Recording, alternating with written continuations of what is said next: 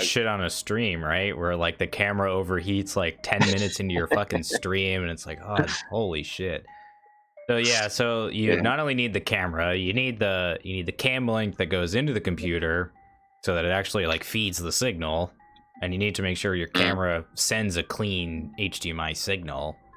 And that was the issue I had with the camera I bought yesterday, was that it records pretty nice video, but unfortunately it sends a shit signal, so it's essentially useless as a webcam. And then you also need you need not only the lens to get the right look, you also need a dummy pack for the battery so that you don't run out of batteries midstream too. I've seen people have that issue where they have to like swap batteries midstream, and that seems like a nightmare too. Oh my god, dude! Why not just use a phone, people? People do. Okay, some people do. That's what I do. Yeah, there's an app. Yeah, there's the Epoch camera app that people use. But my current issue with that is that I use my phone as a second monitor to read chat. I see. Yeah. So I can't do that. Get a second phone. Get a tablet. You know, it's not the worst idea, honestly, but at that point, like, why wouldn't I just buy a camera? Like, I would get a better picture for the same price. True. Yeah, that's the main reason I bought the camcorder, because I'm not streaming. I don't need it for the streaming quality. Then I'm only filming live video. For the videos I edit, so I rather have. Oh, go ahead. Sorry. I rather have like a camcorder that can take as long as a video I need to, depending, of course, the capability of the memory card. So, for example, I filmed the Lord of the Rings TCG game through, and I took it in one shot for a 1 hour video. So that's like so much easier than to like have to pause here and there. But of course, my Marvel and Arkham Horror videos are done still in the same template, because I like to have the templates in between turns to differentiate the turns, to make it more clear where I'm at the game. Like if somebody's watching, okay, I watched yesterday until turn 4, now I can continue from turn 5 and so forth. So it's like I like if there's separation between turns, because it's quite numbing to watch Arkham Horror as a continuous stream where you're not clear on which turn it is. Yeah, for sure. And I think that's probably an issue that people have watching my videos, especially in the streams, because it can be kind of I can kind of get lost in chat sometimes. So yeah, that's one thing I really like about your videos, is that you have a clear format and you've been consistent. And it's nice having a camcorder too, because your videos, you want to keep everything in focus, whereas on stream I only want me to be in focus, so like everything around me doesn't need to be in focus. People just want to see my boyish good looks. And your butt. Yeah, I didn't notice. Is that a Dark Drifters poster behind you? Yeah, I finally hung that up a couple weekends ago. That's awesome. Oh my god, and I see the Matter of Life and Death one too. Yeah, I know. You guys can see that, right? You see the Shadow Out of Time one over somewhere? Over yonder. There. And then there's some other ones there as well. There's some Call of Cthulhu posters there and over there. Nice. Yeah. Very, very cool. I know. It'll look even cooler when I have my new camera. See it. So I actually had time to watch the Falcon and the Winter Soldier first episode today. You already saw the first episode? Holy cow! You're wait, but it's late where you are. Okay, it's like evening here. It's over past 8 p.m. here, so I had plenty of time after work. And I actually left work or shut my work computer 1 hour earlier than usual, because I have like plus hours from the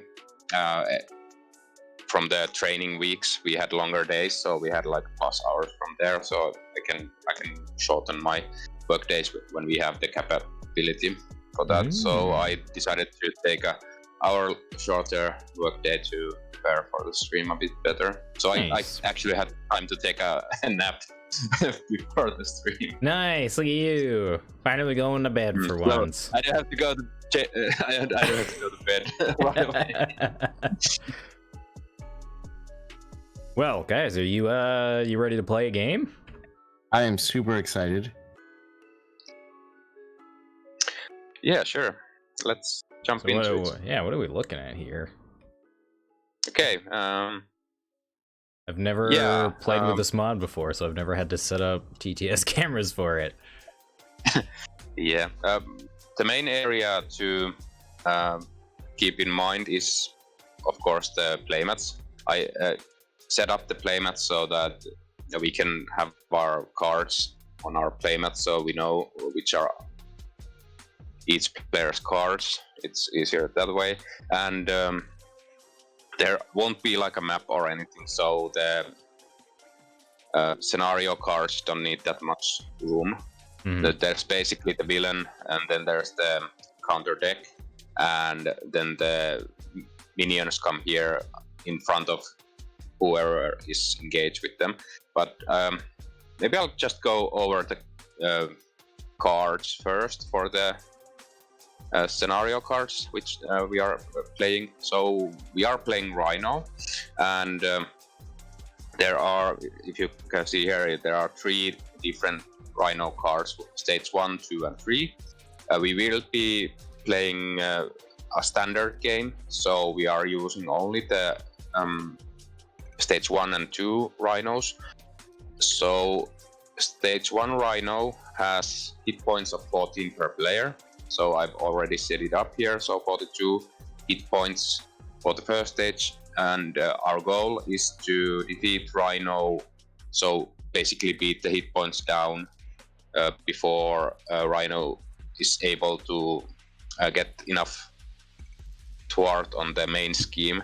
So if Rhino gets enough thwart on threat on the main scheme, we lose. And I'll talk about that in a moment, but for now we can basically just throw this phase 3 Rhino into the trash. We don't need it.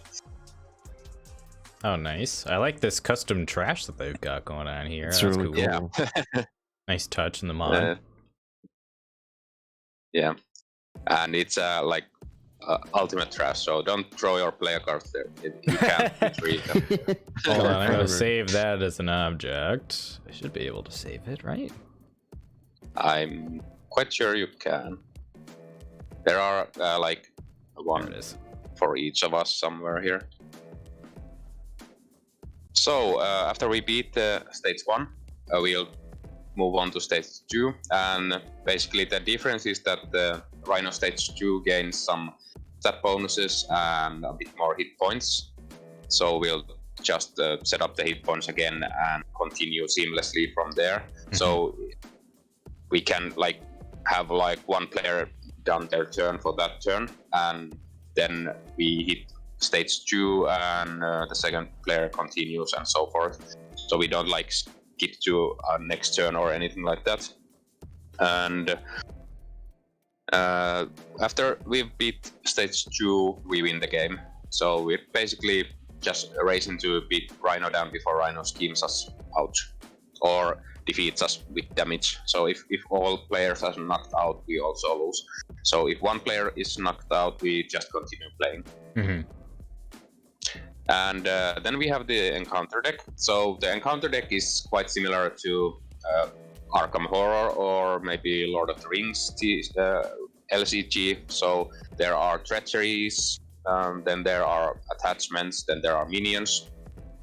So if we look, there's like armored suit that will attach to Rhino and does something. Then there is another attachment. Just look, and then there are minions. So it reads minion. It has a scheme value and an attack value and a hit point value over here underneath the picture. Then there's keywords like guard. Guard is a keyword that means that if you have a guard minion engaged with you, you can't hit the villain, so you have to deal with the guard minion first. The guard only affects the player that the guard minion is engaged to, so the other players can freely hit the villain if they want to.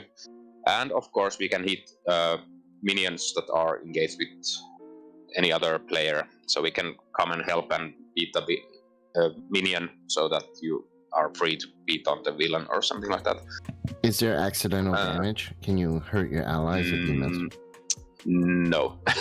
There isn't like you can't like hit your fellow teammates like in Arkham if you miss, because there's no randomization in this game that you miss an attack. So each time you say I'm attacking, you deal the damage of your attack value to the minion or the villain. And let's look at the treachery. So treachery is basically, it has a when revealed effect. So when revealed, something happens. And mind you, there are also search cards. So if card says like this one, if no damage is healed, this card gets searched. So search is the same as in Arkham. So you just get a new card and continue. Then I've left these obligations here. So each hero comes with an obligation card, and this is basically a encounter deck card that we shuffle into the encounter deck.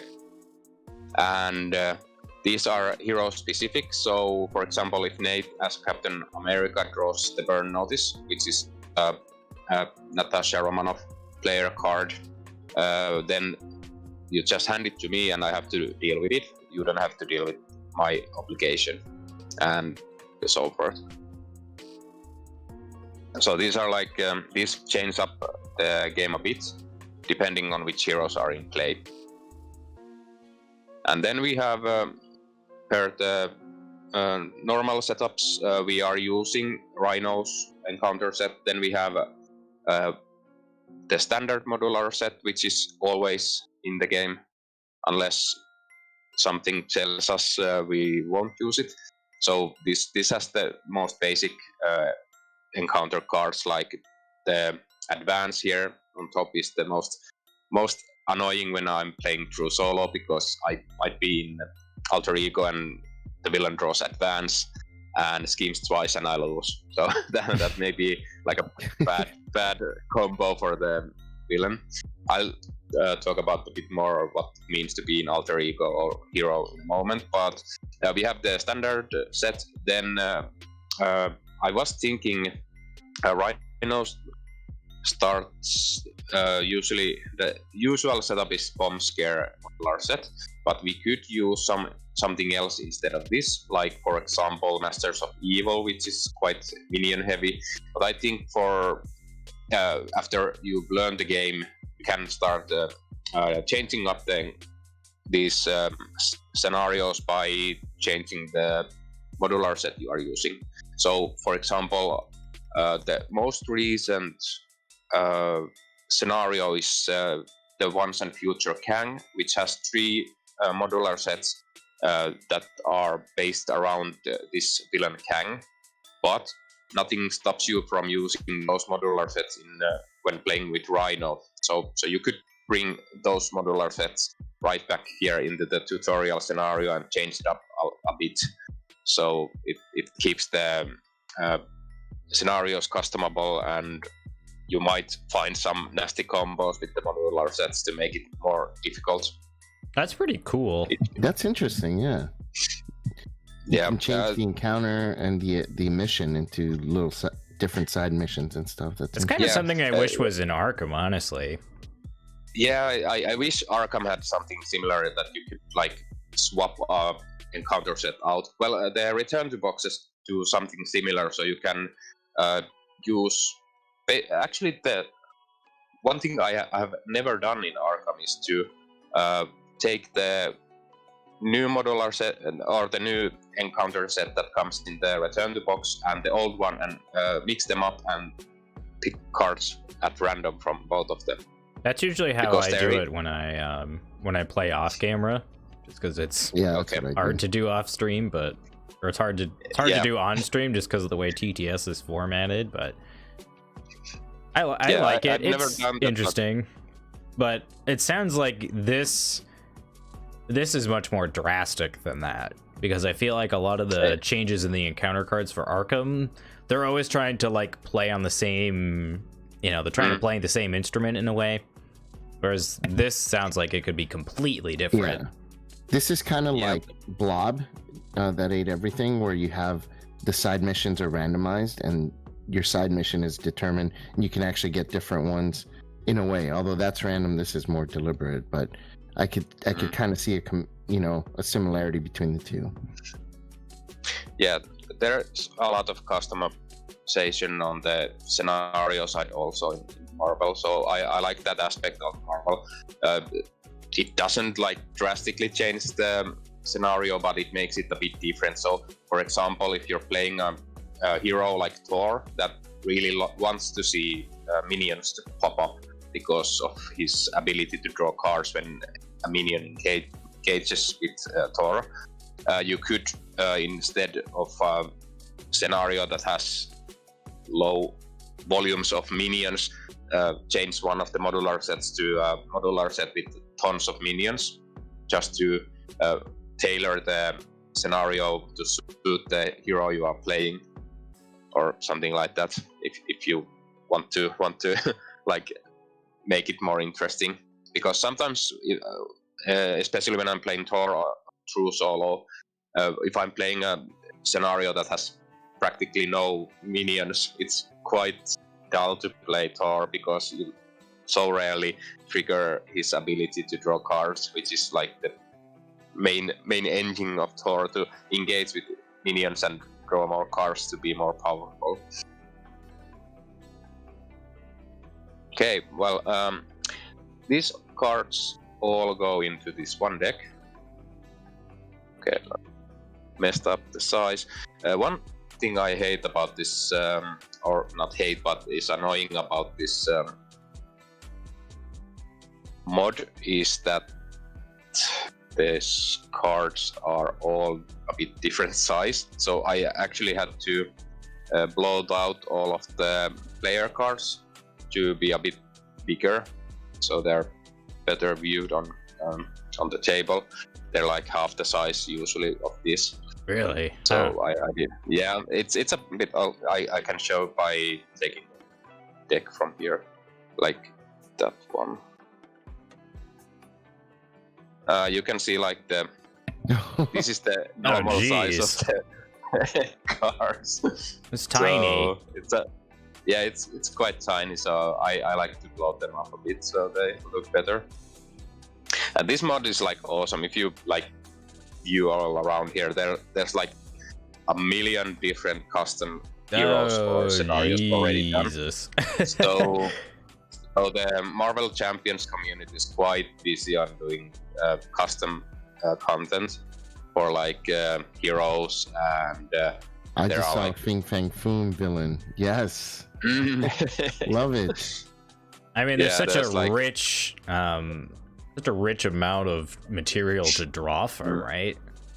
Yeah, like if you look like over here, like this is the official starter packs here, and if you look up here, these are all custom. There's like a hero or a scenario in each pouch. So if you like custom scenarios, this mod is just awesome. I just rarely play on TTS because it's so fast to set up my table, and I rather play with the real cards. So, but the controls are basically the same as in Arkham. So you flip, rotate, and all that good stuff with the same keys that in Marvel. Okay, we went through the encounter cards and the villain. Let's look a bit about hero cards. So we all have a hero card, which starts on the alter ego side. So let's look at Thor for example here.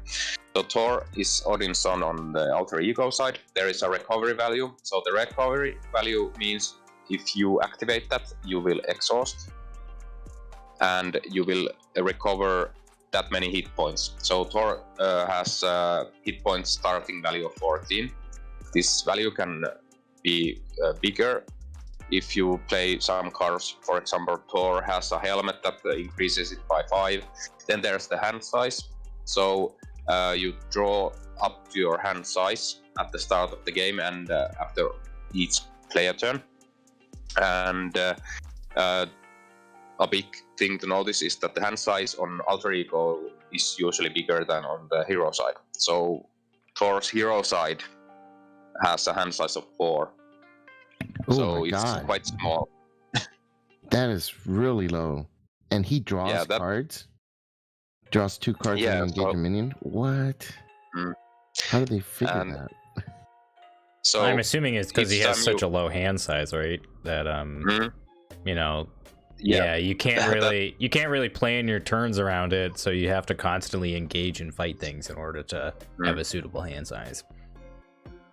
Yeah, basically you have to find ways to engage with minions and play cards that increase your hand size. But then there's like this, the alter ego side usually has like this action or an effect. So Thor has the action of search your deck and discard 5 of Mjolnir, upgrade and add it into your hand. Suffer your deck limit once per round. So basically you can use when setting playing cards, you can use your hammer as a resource and then just take it back from the discard, so it's back in your hand, so you basically got a free resource out of it. In Marvel, each card is a resource. So there is this symbol at the lower left corner of the card. There are 3 types of resources. There is physical, which is red. Then there's energy, which is yellow. Then there's mental, which is blue. And there's a wild resource that is green. And basically it's the same as in Arkham. So when you use a wild resource, you decide which kind of resource falls out. If you used a mental resource, for example, for playing this card, you can say that the wild resource was a mental resource.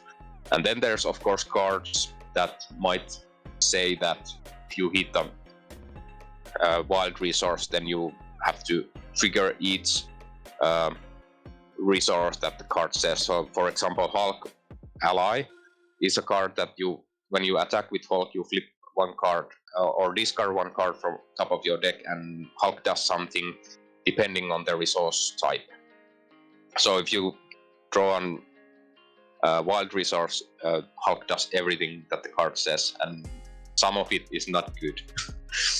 So there's some gambling with playing with Hulk Ally, but I think Hulk Ally is not in any of our decks, unfortunately. But yeah, so we have hero cards which are hero specific or aspect cards, and here we have the like Thor's event card. So the cost of the card is in the upper right left corner. Then there usually is a keyword like this has thwart. Then there's the hero action. So if it reads hero action, you can only play it in hero mode. So your identity card has to be flipped to hero side. And if it reads alter ego, you can play it in only alter ego form. If it just reads action, you can play it whenever. And then you do the action that the card says. Simple as that. So for example, this card, you discard cards from the top of the encounter deck until you pull a minion. So this is one way for Thor to draw more cards. So discarding cards, and also you can remove threat with this. Oh yeah, I totally forgot to talk about threat. Let's go back up to the main scheme. So this is basically all the setup we have to do in Marvel Champions. It's the main scheme card here. So we don't have like a long 2-page story like in Arkham. We have this one card here. We gather the modular sets that it says, then set up. This only says advance to stage 1B. Stage 1B is the break-in main scheme, and if this stage is completed, players lose the game.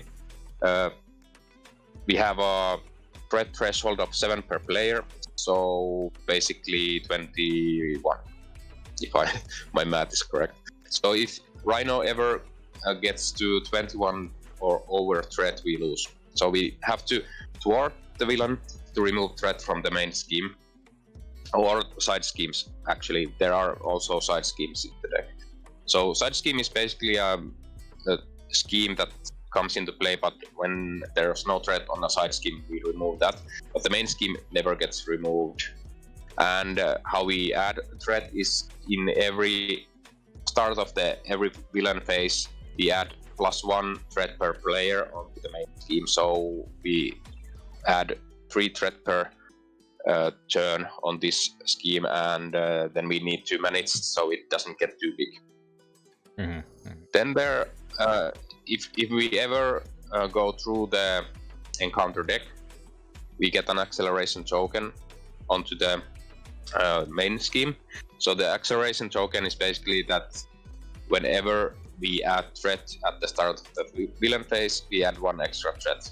So if we go through the encounter deck multiple times, we are getting multiple of the acceleration tokens, and it becomes more hard over time to keep the threat in check and stop the villain from scheming out.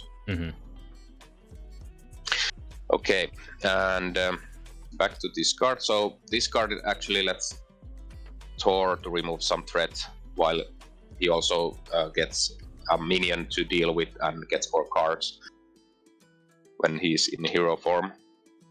And actually one important thing to notice about Thor's ability is that it's limit 1 per phase, and we have 2 phases in the game. We have the player phase and the villain phase. So if in player phase you get minions with this card, you draw cards, and if in the villain phase you flip a minion that engages you, you draw more cards. So you might draw 4 more cards in a turn, depending if you get lucky with the encounter cards. Then we have up. Better to be lucky than be good, Vase. So draw a bunch of enemies. Yep. Yeah. Then we have upgrades. So upgrades are like assets from Arkham. So upgrades come into play, but there are like we have upgrades and then we have support. And upgrades usually are cards that help the hero, and supports are cards that help the alter ego side. So sometimes supports help both sides, but that is the easiest way to distinguish between these two. So upgrades, you play them, they stay on the table. Same with the supports, you play them, so the cost is again the same thing. It's in the upper left corner, and you have to discard resource cards to match the cost of the card to play it. Then we have resource cards. These are basically just that if there's 2 resource icons on the bottom left corner, it counts as 2 resources. So for example, if I wanted to play the God of Thunder, I use this Genius to play it, and that counts for 2 resources to play the God of Thunder. Then we have we went through all, so upgrades, supports, events, and resources. So, one class is still allies. Just a moment, find one. Okay, so here's Hercules, for example. So Hercules is an ally, so allies also come into play and stay in play until they are defeated. And when they're defeated, they have taken enough damage to be defeated. So if a villain hits you and you block with an ally, you add damage to the ally. If it equals or exceeds the health, you discard the ally. Also, when you thwart or attack with the ally, you put consequential damage on the ally per the bullet holes beneath that ability. So thwarting is, let's look. Thwarting is the ability if you just exhaust and do a basic thwart, you remove a threat equal to the value of the thwart. If you attack with the basic attack, you hit for that amount that says on the attack. And there's also on the hero card defense value. So if you're defending, for example, the villain is hitting you, you are defending, you exhaust and minus the defense value from the damage that the villain deals to you, or a minion deals you. So you can defend also against minions. The allies don't have the defense value, but they have the attack and thwart value, and they take consequential damage. So for example, Hercules here hits for 3 damage. We put 1 damage token on it, so it only can take 3 more damage. And when it has no more health left, it gets discarded. And that is all the different kinds of player cards. So there are allies, events, resources, upgrades, and supports. So, quick question: if it says on the flavor text that Hercules can do everything that Thor can, but better, so it's a lie. So why the fuck is Thor a hero in this game if we can just have Hercules? I'm just saying. No, I'm just saying. Lie.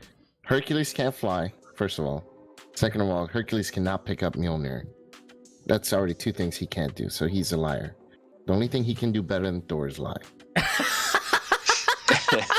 Yeah, well, maybe we get a Hercules hero at some point. Well, there are already like some heroes that have allies that have become heroes.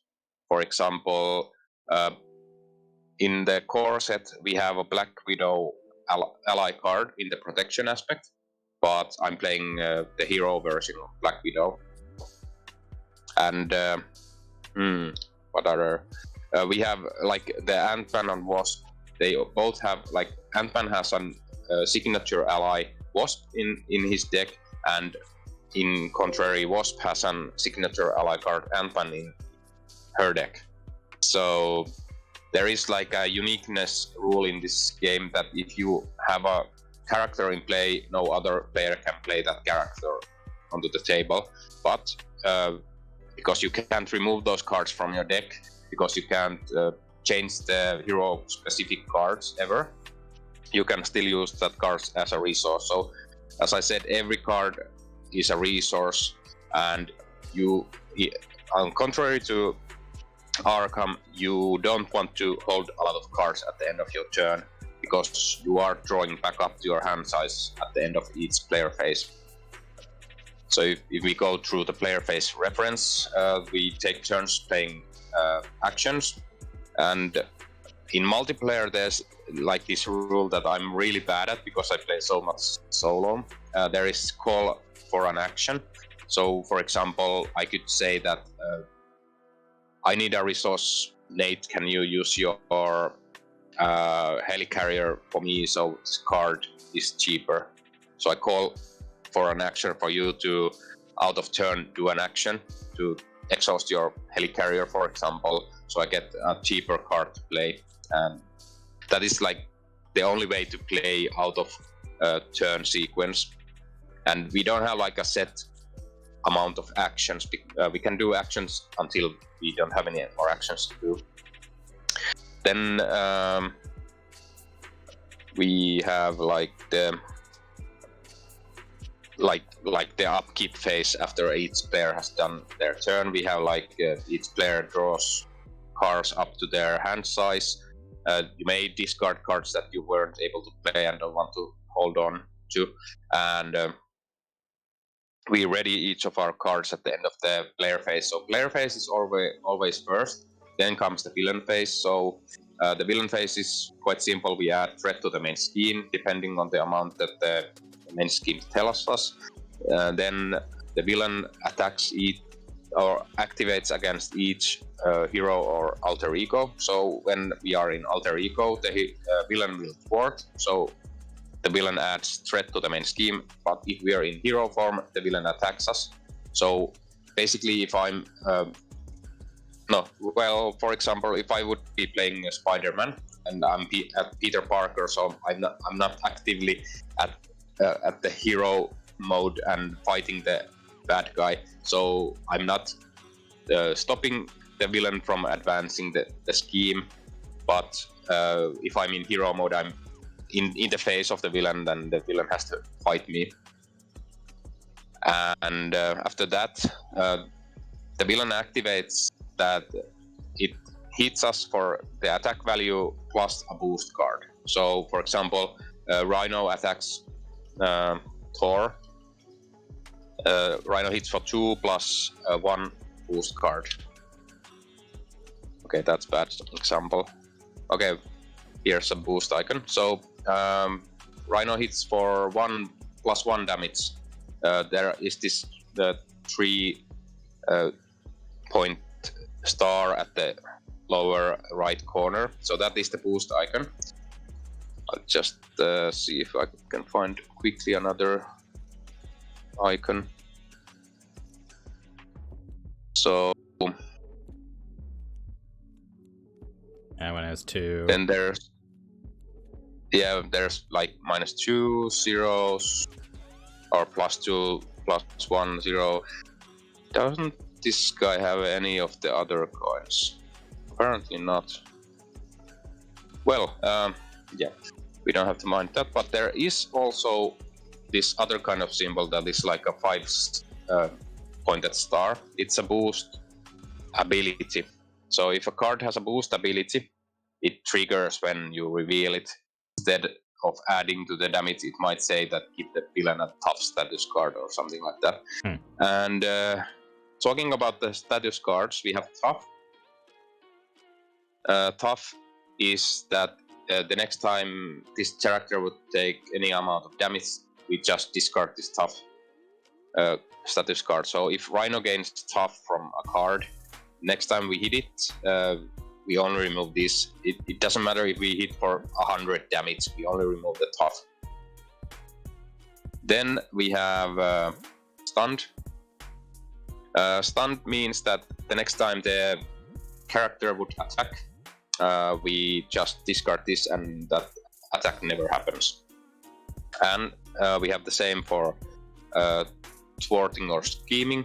So if the villain is scheming, it won't scheme, and if the hero or ally is thwarting, it won't thwart. So you exhaust, but you don't do anything, you just remove the status card. So for example, for Thor, because Thor really likes to hit with his basic attack, if Thor gets stunned, it's quite annoying because you have to remove the stun and lose the whole turn not hitting to remove that, and next turn you might be able to hit if you don't get stunned again. But that is basically it. Each time we go through our decks, and we will, we get an extra encounter card. So we always get one encounter card per player in standard mode. Then we have this first player marker. So I think I'll take the first player marker and we go clockwise. So I'll do my turn first, then the player on my left does their turn and so forth. And when each player has done their turn, we do the upkeep phase and then the villain phase starts. So just think we'll play this hands showing so I can help out with cards if you're not sure what they do. Okay, so we start chat, JP. Yeah. So Manson was wondering, and I'm assuming there is plenty of custom tokens and things like that for this game. Yep. Oh yeah. So if you watch my video, I'm using only the same tokens for this game, and they are drastically different looking. Not that much that you can't tell which is which, but they have a different look for them. So these tokens are the same that come in the box. So it's if you're using this mod, you should be quite familiar with these kinds of tokens. So this is threat, this yellow one, this is damage, and if you have like charges on a card, for example, if you have a med team or something like that that has charges or uses, you use these green ones. Mm-hmm. And there are we have like ×3 versions of these tokens here, or ×5, but I rarely use them. And yeah, if chat has some questions, I don't have the chat on my screen, so simple game to mid-core gamers. Pick up and play. So easy to learn. JP takes 45 minutes to explain the rules. I want to be thorough because it's easier to explain in depth than just play and what does this do? Okay, well this does this and that and blah. But that's basically it. You can really easily get into this game after this lengthy explanation. I've taught this game for like 4 plays at a convention, and it took like 30 minutes to explain it with real cards. It's a bit easier with those. So 45 minutes is okay for me, but we can start playing at this point. So we shuffle our decks, draw our opening hand of our hand size. So I have 6, I draw 6 cards. And there is a mulligan. So if you discard cards in mulligan, you draw back up to your hand size, but you don't shuffle those cards back into your deck. Huh, interesting. So that's the difference of the mulligan in this game compared to, for example, Arkham. So, oh yeah, and a bit about our decks. I'm playing. We all have like the starting pre-built decks that come in the hero packs that are sold separately from the game. So if you buy this hero pack, for example, this Black Widow hero pack, this is the deck that comes in it, and it's straight playable out of the box. So you don't have to deck build at all. So I think the Arkham starting investigators are designed quite similar like these hero packs. So you can just open the pack and start playing. You don't have to like deck build. Doesn't seem very good when I don't have any allies.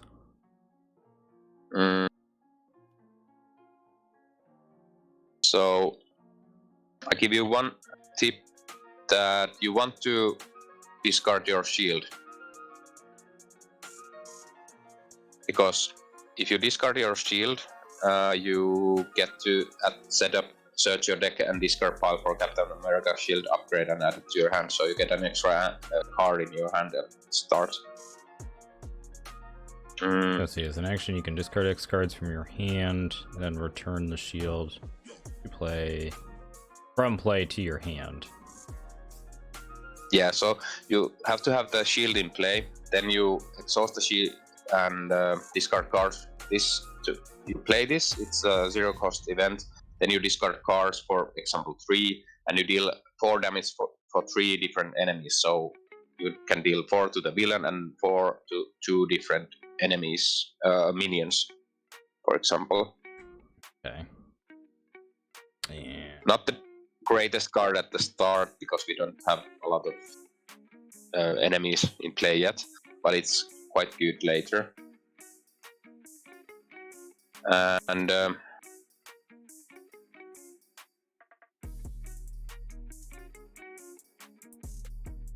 it has quite a lot of red cards. So I want to keep like upgrades, right? Because we don't have any villains yet. So it's a good idea to have an it's upgrade early. Good idea to play upgrades down, and by having upgrades and support on the table and allies, it thins out your deck, so those events are reoccurring more often. So if you have like a lot of damaging events, you get them in a more rapid pace when you have like set up all of your upgrades and supports. So for example, I'm playing Black Widow and I have like a ton of these upgrade preparation cards. So the whole point of Black Widow is to play a ton of upgrades onto the table, and after that my deck is like maybe 20 cards or 40, so it cycles through faster. But look, I got your boy. I'm the first. Nate. Oh, Got your nice. boy There you go. hurt. I mean, he's your boy, not my boy. He's in your hand. I mean, Well, you seem to agree with him that he's like. so well, much better I than mean, us. I'm just pointing out, you know, it's a pretty bold claim to be making. Okay, well, my first turn will be involving quite a lot of setup, so my special ability is after I play a preparation card, I draw a card, so I of course want to play some preparation, so I'll play attack acrobatics by spending attack acrobatics, so I draw one card. And now I also want to, I'll use the surveillance team to play Black Widow's Gauntlet, and that lets me to generate a resource to play a preparation. I'll play a preparation for free, and I'll just play another preparation. Then I don't have anything else to do in Alter Ego, so I flip to hero, and because we don't have any threat, I'll just hit the Rhino for 2 damage, and that's basically my turn. All right. It's Thor's turn. Thor will bring. Holy cow! Hercules costs 6 to play. Son of my mother. So I could. Yeah, do... but it combos with you pulling minions from each of us onto you. So if you have like 3 enemies or minions engaged with you, Hercules becomes cheaper to play. Damn, so I shouldn't have. But yeah, it's not that great of an ally, to be honest. So either I can literally use all my cards just to play Hercules. I do kind of want this upgrade. Hey man, greatness comes at a cost, and if you're not willing to pay that cost, then get out.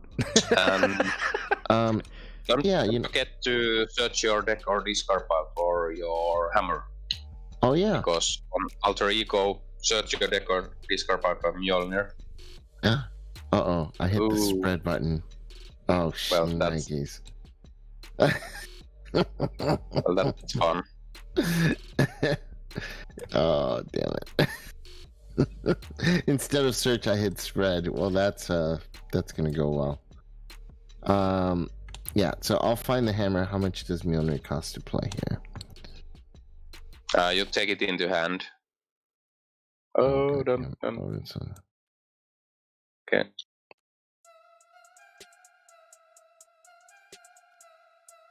Group this stuff. Okay. So, did you find the hammer already? No. Okay. I'm gonna search. Search for hammer. Is this it right here? Nope, that's got a thunder. Do you imagine doing that in real life? You're just like, hold on, guys. What? I just throw my deck onto the table. Hold on. Let me just vomit my table or vomit my deck onto the table. Good stuff. Oh man, so I can either play Mjolnir. I think I can pick it back up next round. Yeah, you can if you want to build for a turn, if that's okay. You don't have to change hero mode immediately, so you could use the hammer to play something. Next turn, pick it up from your discard pile and then play it, and then come to hero mode. So that's the good option because Thor is a bit slow to set up in hero mode. So because we have, I'm already in hero mode. Nate can come into hero mode. Then you're the only in alter ego setting up. So that's okay in 3-player. If we are all in alter ego, we are risk Rhino of thwarting out immediately. So we should like alternate that we don't all go to alter ego at the same time, for example, to heal or anything like that. So some of us are fighting while others are recovering. Hercules is coming next to Thor, so Thor can show off how much better he is than Hercules. And that's, I think, my turn. Yeah, so this the power of aggression counts as 2. You use this strength that counts as 2, so this is 5, and Mjolnir that is 6. Nice. Nice. And you could hit with Hercules if you want. You can use Hercules to attack or thwart, even if you yourself are in alter ego. Oh, hell yeah. So all right, Hercules. Show them what you're made of. Bam! Good. So 3 damage. Look at that, Rhino. You're on your way to the grave, son. Get wrecked. Okay, quick question, JP. I'm assuming resources don't float. Oh, yeah. Resources don't float, and actually, for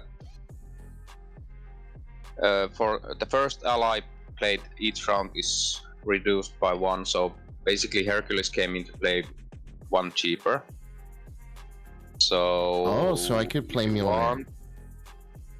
No, you don't have the resources for it, but you could like keep 1 card, 1 resource card. It doesn't matter because you don't want to have Mjolnir in hand because you want to draw it as an extra card next turn. So right. Let's just say that that's all players. I see. I thought that was just me. Okay. If Steve Rogers reduced my cost, then I do have enough to play Mjolnir, don't I? No, you still need 1 resource to play Mjolnir because Mjolnir costs 1. But I know, but because Hercules only cost me 5, I don't have to use one of these cards. You know what I mean? So if I only had to use those 3 cards, then I could use this to pay for Mjolnir. Oh yeah, you still have that card, so yeah, you can play Mjolnir. Then you could just come into hero mode and swing with Thor too. Hell yeah, I'm gonna do that. You better believe it. Okay, so I'm the only one doing some work here. You attack, so and also your aerial doesn't mean anything.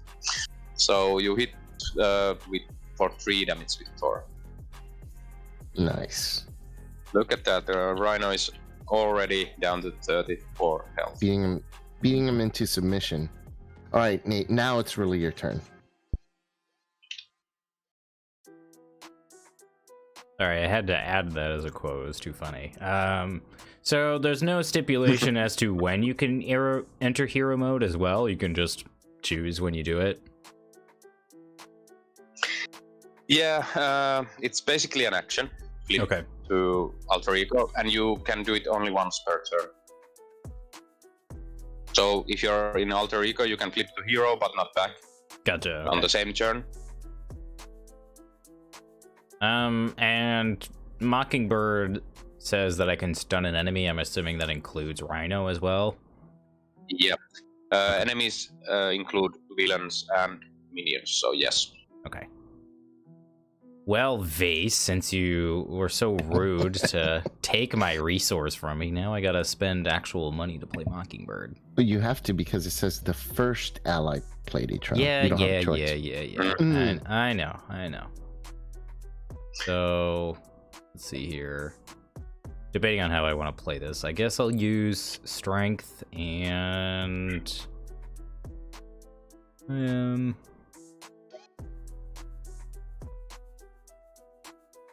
pitch this too.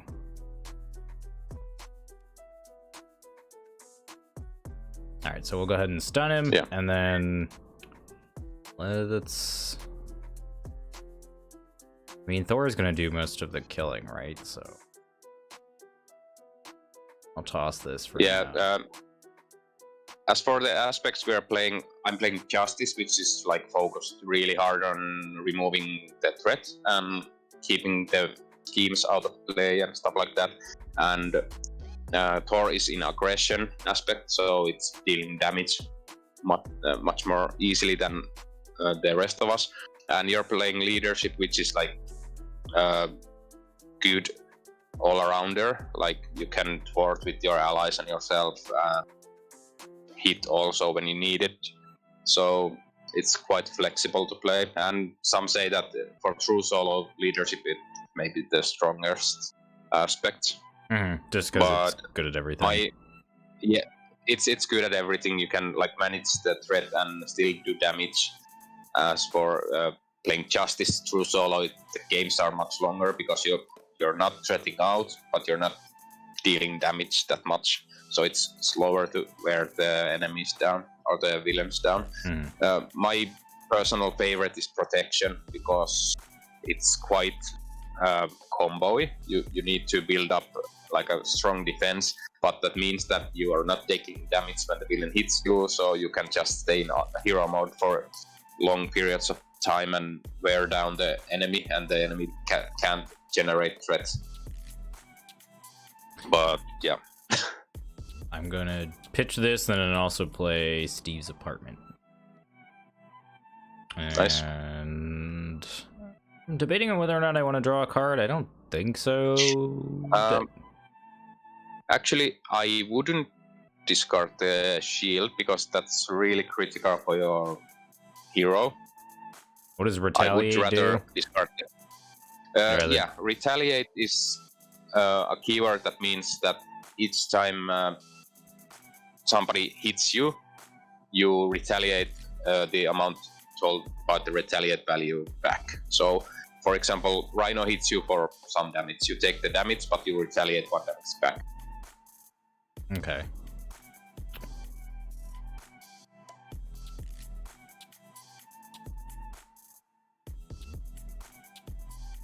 Then I guess that's, well, I can attack too, I guess. Yeah, you can attack with Mockingbird and flip to hero mode and hit with Captain America. Oh, cool. So she comes into play, she stuns, and then she can attack still. That's great. Yep. And Captain America has this ability, I can do this all day. So if you had extra card, for example, you could just discard and ready and hit again. So if you imagine boosting your abilities with some cards up, then you can do multiple hits or multiple thwarts with Captain America. So you could hit for like 8 damage with the basic attacks if you can boost up your attack up by 2. But I think that's all of our actions. So we advance to the step 2 of the player phase. So we all draw back up to our hand size, and now you have to notice that our hand size is smaller because we are all in hero mode. So I'm drawing up to 5, and then we ready all exhaust cards. I forget I'm 4. Yeah, you're 4.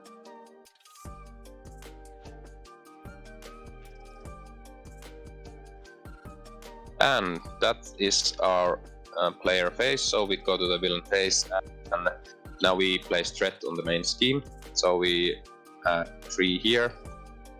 Then, starting from the first player, Rhino activates. So Rhino is attacking me. Well, Rhino is stunned, so we remove the stun. Nothing else happens. Then Rhino is attacking Thor. Thor has the choice of defending or taking the damage. At this point, you can take the damage because have a lot of health left. So Rhino is hitting for 2 plus. Just reshuffle this. I puff up my chest before he lands his attack. So 2 plus 2, so 4 damage taken. Oof, that's a big hit. I laugh at him. Yeah. My chest So you- glows.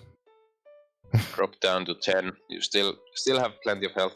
And then Rhino is attacking Captain America. So you can also, if you defend, you are exhausted on your next hero phase, but you have the ability to defend, then discard one card next turn to ready and do something. Mm-hmm. So that's also one way Captain America is really flexible. So do you want to defend or save? I'll take the hit and then I'll retaliate. Yeah. So Rhino hits for 2 plus 2, so 4 damage. Gross. Damn. So you take 4, but you have the retaliate 1, so Rhino takes 1 damage. Then we get encounter cards, so each gets 1, and these are resolved in player order. So mine is advanced. So Rhino schemes for 1 plus. Actually, I'm checking. Do I have a? Well, to demonstrate my ability, I should be ready. I'll use this spycraft to cancel this card and draw a new card. So this doesn't happen. My Widowmaker ability triggers, so I deal 1 damage to Rhino. And Nice. I draw a new card. And it is caught off guard, discard an upgrade or support to control. If no card were discarded this way, this card gets searched. So I have the choice of discarding the Black Widow's Gauntlet or one of these. I'll just discard this Widow's Bite because we don't have that many minions and Taurus in the game, so that is not that important. So that gets discarded, and that is my encounter card. Next is Thor's turn to reveal cards. Attached to Rhino. So this is so it goes to Rhino, and next time Rhino attacks, Rhino gets +3 damage for the attack, and as an extra bad thing, that attack gains overkill, and overkill means that if you would be blocking the attack with an ally, the excess damage carries over through your hero. It's like trample, essentially. Yeah. Oh my god. Yeah, it's really bad, especially when I'm trying to play Rhino in heroic. I try to build my deck so that I have like a tough status card to block all of the damage from these charges, because they are brutal. They can just kill you in one go. Okay, so that goes to Rhino, and then we get Stampede. So you are in hero mode, so Rhino attacks you. If a character is damaged by this attack, that character is stunned. So immediately Rhino is attacking you. Can I defend this attack? Oh my god, dude. You can defend for this attack. So and he's got that charge there. So so we get +1 damage. So Rhino hits for 6 damage. But you defend, you have a value of 2 plus the shield, so you negate 3 damage, so you take only 3 damage in. But because you took damage from the Stampede, you are stunned. Oh my god, dude, this was a brutal round. Rhino really came back with a vengeance. If he had 2 charges on him, he would be dealing like at the same attack. Yeah, +6 damage. Yeah. Yeah, he just like freaking sends you into a brick wall and just kills you. God. Yeah. Jesus Christ. Yeah, that. Rhino can hit really hard, and as I said in heroic, I have lost games many times for Rhino. Like, okay, I defended for the basic attack. That's okay. Then there's Stampede, and because in heroic I get 2 encounter cards instead of 1, I may be facing like Stampede and attack or something else that Rhino hits me for 3 times a turn, and I'm just dead. So, it can be really brutal. Okay, well, that was the encounter card revealing. Then we pass the first player token, and we start a new round of player turns. So this turn, Thor is player number 1, and then is Captain America, and then lastly Black Widow will do her actions. So Vase, you can start. Yeah, I'm gonna teach Rhino a lesson here. So first thing we're gonna do is we're gonna hit him with Hercules for 3. Oh yeah. Before that, we forgot to do the retaliate from Captain America's shield. Oh, so nice. I'll just take 1 damage off. So Okay. Hercules hits him for 3. Yeah. So he goes down 25. And All right. And does Hercules take 1 damage? then? Yeah. So Hercules can activate twice more before getting defeated. Okay. And Thor is going to attack, and I will be playing some of these cards. So I'm going to do a mean swing. When your hero makes a basic attack, exhaust a weapon upgrade, and get +3. So I don't get the +1 from Mjolnir then. Or the You hero get it. It's a static upgrade, so you just have +1 attack when this is in play. But now you exhaust it and play mean swing to get +3. So now you're swinging for 6 damage. That's right, I am. Bastard. Down to 19 right now. And then I'm going to do my response here. Pay 1 resource to play Bjorn. Bjorn? You can play Bjorn down. And so he takes 2 more damage. Boom! This is an upgrade, so you have to spend a physical resource to deal 2 damage when you have done a basic attack. But as you see, you only have a energy resource in hand, so you can't activate that. But you can play it ready on the table for next time you have extra. I thought it was an event. I see now that it's an upgrade. Okay. All right. Yeah, it's an upgrade. It's still fine. And Thor looks at Hercules and says, and just kind of smirks at his 3 damage that he did. And then he ends his turn. Yeah, this is like this. Like, is it Commando where they do the body flex handshake? Commando with Arnold Schwarzenegger? Yeah, yeah, and where he sees the poster. Oh! I thought you were talking about when he saw in Commando. He sees the poster of like a Rocky movie or something, and he like laughs at him. Oh no! It's in the Predator where they do they high five, but just hang in the flexing arm. So Hercules and Thor are like body flexing.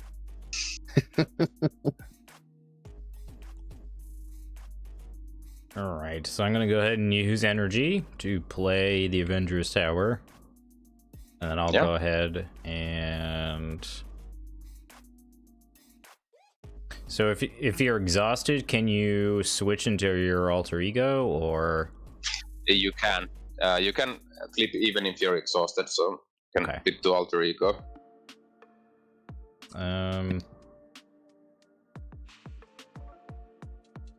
Not that I need to. I was just curious. Oh yeah, and next turn, if you are like fearing that you will get defeated from Rhino's attack, you can of course defend with the allies. Mm-hmm. So you just exhaust the ally to defend with the ally, but of course the charge had the overkill, so you would have taken even more damage because the ally doesn't soak that much as your defense value. All right, and then I will exhaust this and discard these 2 and flip into my alter ego before that. Yeah, and play Falcon. Yes. Nice. Oh, you can have multiple allies. Yeah, you can have up to 3 allies. Then the Avengers Tower also gives you ally limit +1 if all are Avengers. But at the moment, the Mockingbird is shield, spy, and not an Avenger. But there are a lot of Avengers in the Captain America deck. So Falcon has a response. After Falcon enters play, look at the top 3 cards of the encounter deck. For each treachery, look that display one threat from the scheme. So we flip 3 cards from here. Attachment, treachery, and obligation. So we remove 1. So Not bad. we didn't get that. Not bad, but it could have been better. But we're no near of threating out. So at least we know that what cards are coming. So. And let's see here. I guess we'll attack. Oh yeah. You might have noticed that there was this card called Shadow of the Past. We all have like this Nemesis deck laying around here. So we have these Nemesis minions and Nemesis cards that might come into play. So they don't start in the encounter deck. But if we hit Shadow of the Past, which we probably will, next turn, one of these sets comes into play. So the Nemesis minion comes into play, the side scheme comes into play, and the rest cards go into the encounter deck. So those are also types that change the encounter depending on which hero is fighting the villain. That's cool. So that is also interesting. So because Vase is playing Thor, there is of course Loki in the Nemesis minion, and Loki is quite nasty, but not that nasty as Vase's dog, which is adorable. Adorable, but can be quite naughty. So lives up to quite that. a trickster. Yep. Yeah. And Captain America has Baron Nemo, and I have Taskmaster. So just to point out, because we will be seeing some of those quite soon. And that is, yeah. What did Falcon do? Falcon attacked. Yeah. And did you remove the damage or the health from I did not. Rhino? No. Okay, so I'll take it down to 11. And then I'll attack with Mockingbird too. Yeah, so 10. Okay, and that is, I think, your turn. Yep. Okay, and my turn. I will play. Just to demonstrate how the Shadow of the Past works, I won't be playing Spycraft down because that could cancel it. I'm instead playing.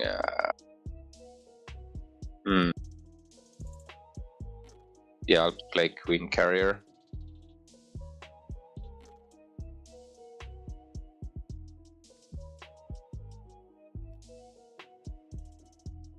That's cool. I think that's my turn. So I'll just vote for 2 to remove the threat. And discard this Stealth Strike. And that is my turn, so all heroes have activated, so we ready our cards and draw back to our hand size.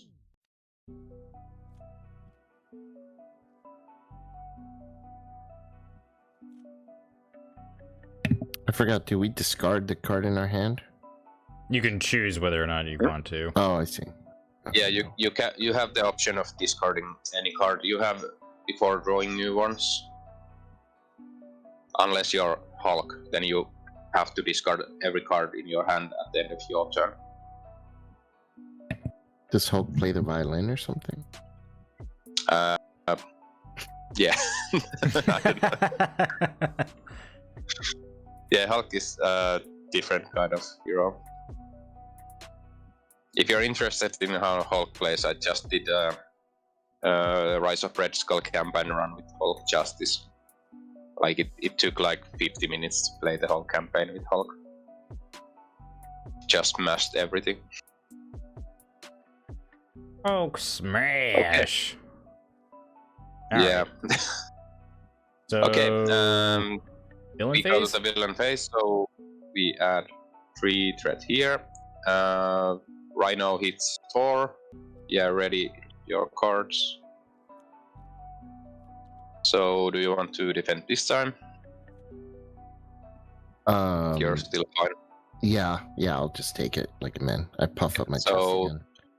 2 plus 0, so you take 2 damage. Nothing bad. Then Rhino is Rhino schemes against Steve Rogers, so you can't stop it in any way. So 1 plus 2.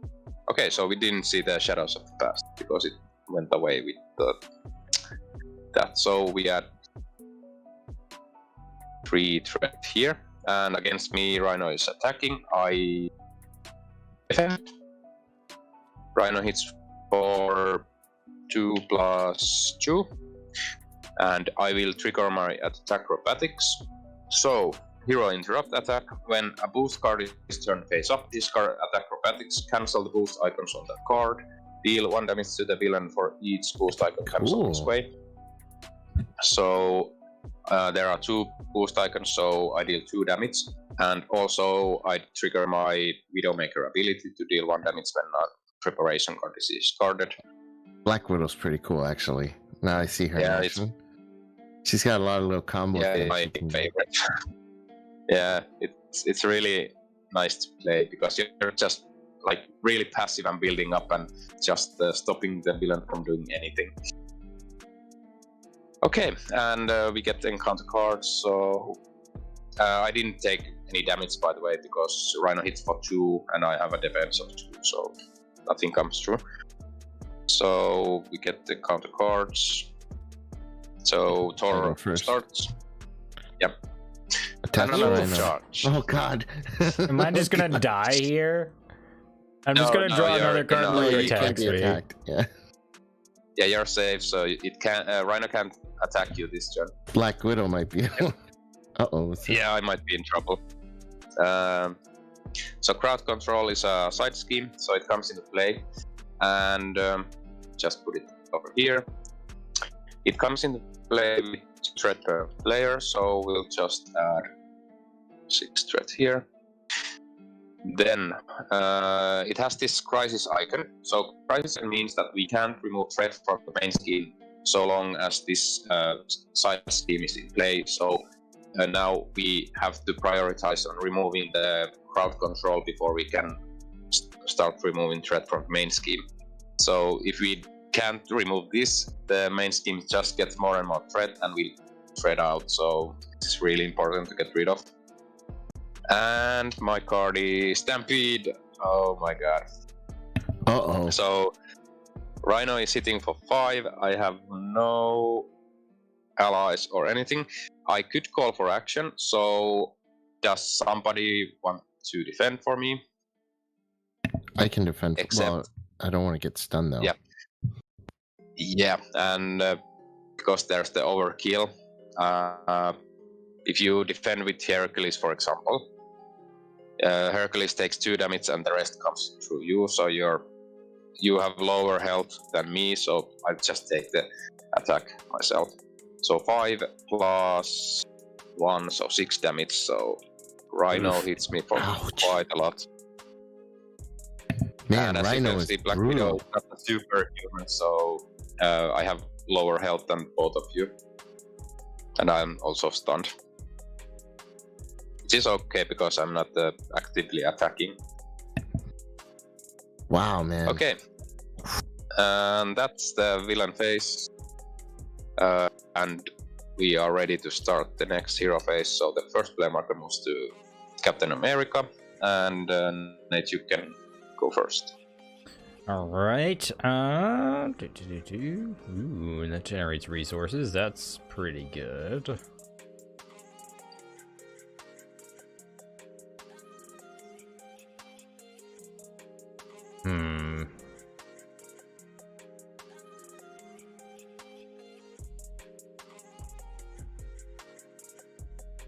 Yeah, you have quite a lot of resources in hand.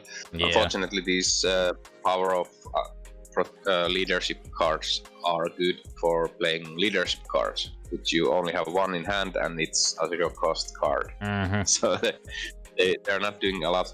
But I would suggest playing down the Super Soldier Serum, so you have a constant one resource for each turn to use. And it's a resource, so you can use it in Alter Ego or Hero mode, so it doesn't matter. I'll pitch this as well. And then let's use... You could numbers. gamble and exhaust your allies to draw cards. Batu. Of course. Not the best hand.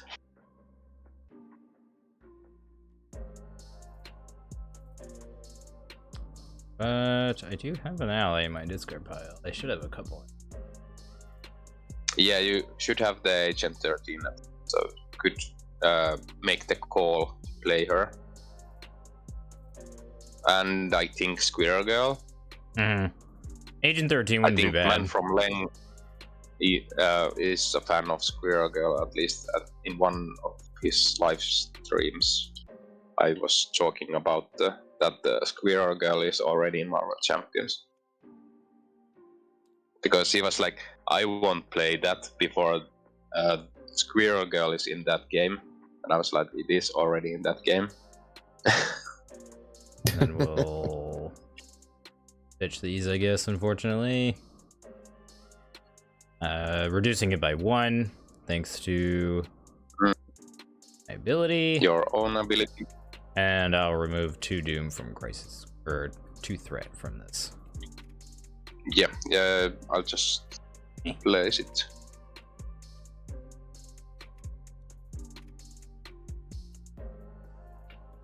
We have this trash can here, just for these kinds of threats.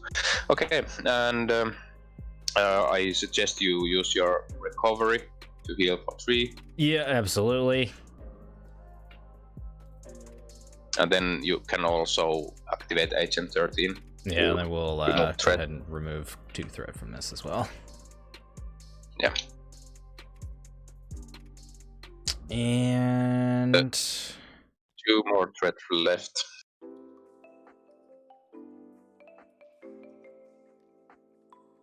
Fortunately, I don't really have much else to do. Yeah, you can flip to from Alter Ego to Hero, discard this 1 card to ready, and for example, thwart or attack. Attack will remove the stun, so you can get rid of the stun at least for next turn. Yeah, that's a good call.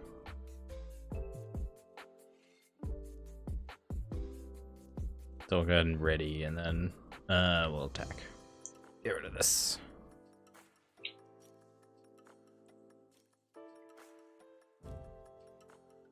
It does sound good. I'm hungry too. Today's the last day of the fast for me, so when the sun goes down, we're celebrating. A fast? You want what? Yeah, we it's my wife's religion, it's Baha'i. Oh. So we for 3 weeks we can't eat from sunrise to sunset. Huh, interesting. Yeah. Or drink. Can't drink water even. It's Water? Not even water. Not even water. Yeah. Crazy. Very rough. I But think today's the I last had day. when I was studying and working as a janitor, I had this workmate that because of religion had the same thing, and it was like really hard to watch him go through the work day in summer in heat, like really hot weather, to not drink or eat anything. So it's quite a tough thing to do. The drinking water part's the hardest part for sure. Yeah, I can imagine. Especially if like your friend working out in the heat. Oh, forget it. Yeah, I was like, I had like a gallon of water with me all the time because it was like sweating heat, just drinking all the time. But yeah, he was okay with it because he was accustomed to it. So The more you Okay, know. indeed. That's Nate's turn, so it's my turn next. I'll use the Queen Carrier and Hour of Justice to play Agent Coulson. And Agent Coulson will fetch me a preparation card. I'll grab Spycraft. Then Agent Coulson in thwart for 2, removing this. All right, rid of we saved the people. We save the crowd and take 1 damage on Coulson. Then I will use the gauntlets to... Actually, I'll flip to Alter Ego. And I'll use the gauntlets to play Spycraft. I'll draw 1 card. I will...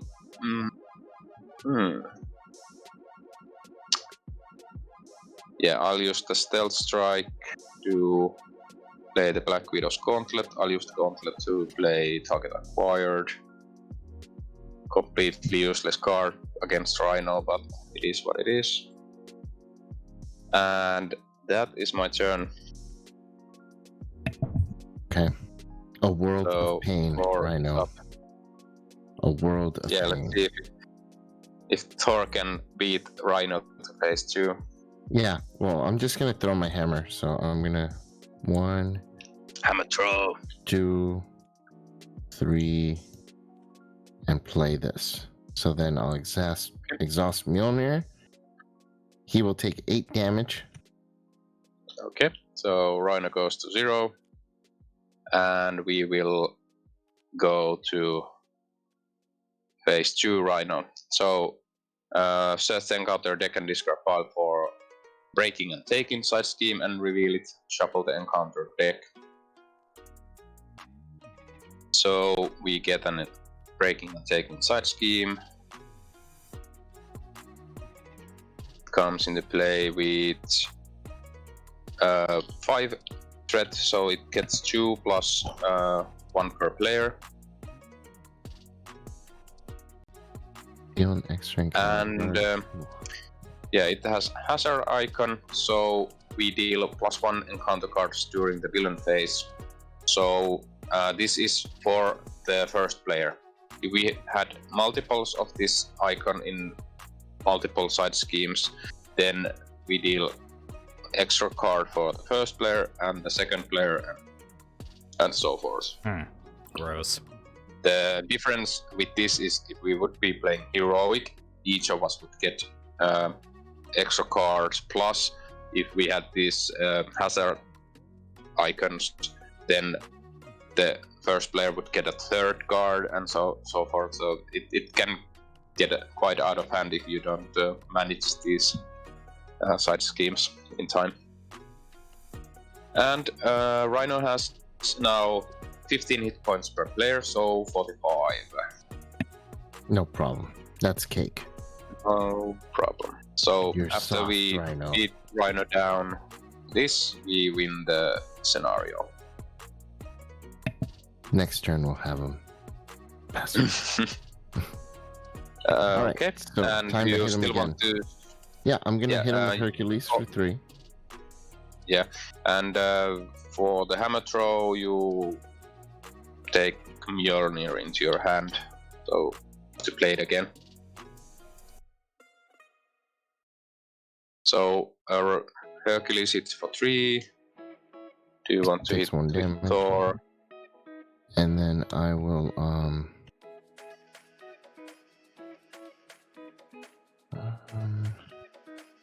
and then yeah, hit with Thor.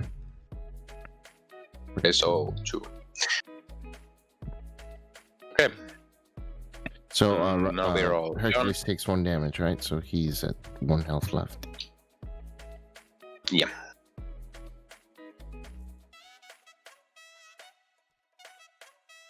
I can't find the token for that. Okay. You do it.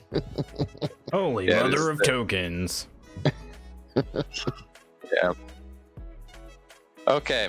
That is the player turns done. So we go to the upkeep. So we draw back up to our hands. I think I'll just discard. Thanks. No, I don't have a dog named Hercules. We almost bought a female dog and named her Xena, but Yeah. it's just Thor and Loki right now. If we get a You pet need and to- then a Hercules, it'll probably be like a gerbil or something. Gerbil. The most menacing of all pets, the mighty Yep. gerbil.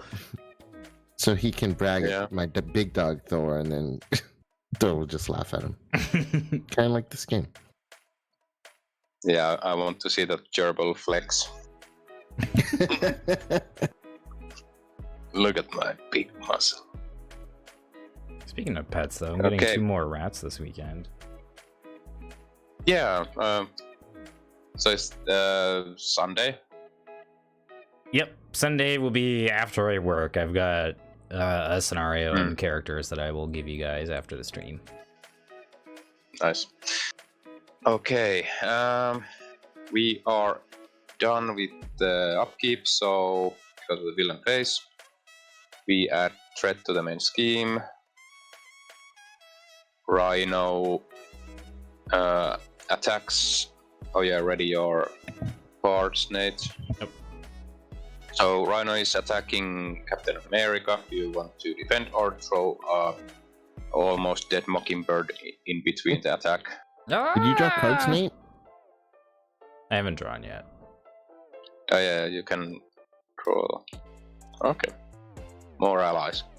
Okay, so Mockingbird is blocking for the attack, so Rhino hits for... Yeah, and Rhino has now 3 attack base, so 3 plus 2.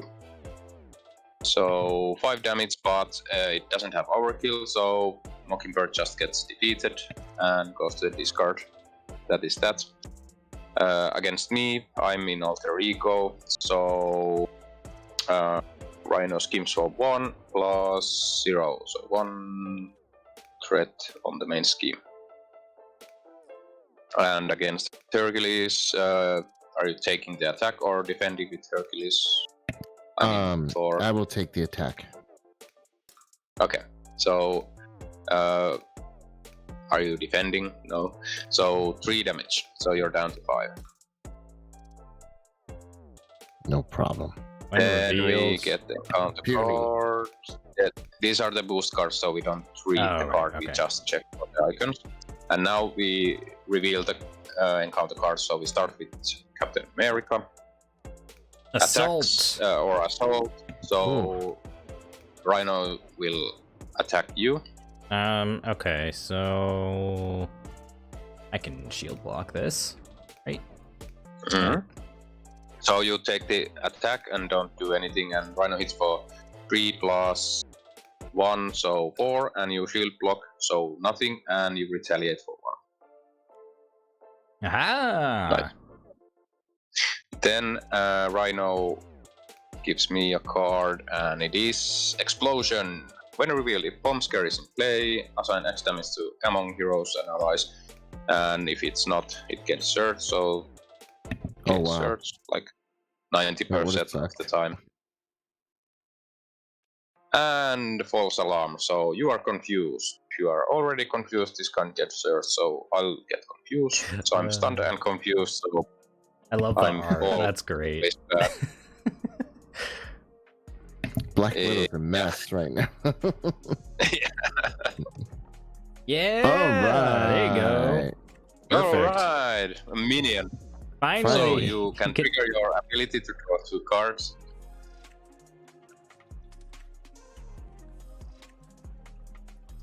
Heimdall. Nice.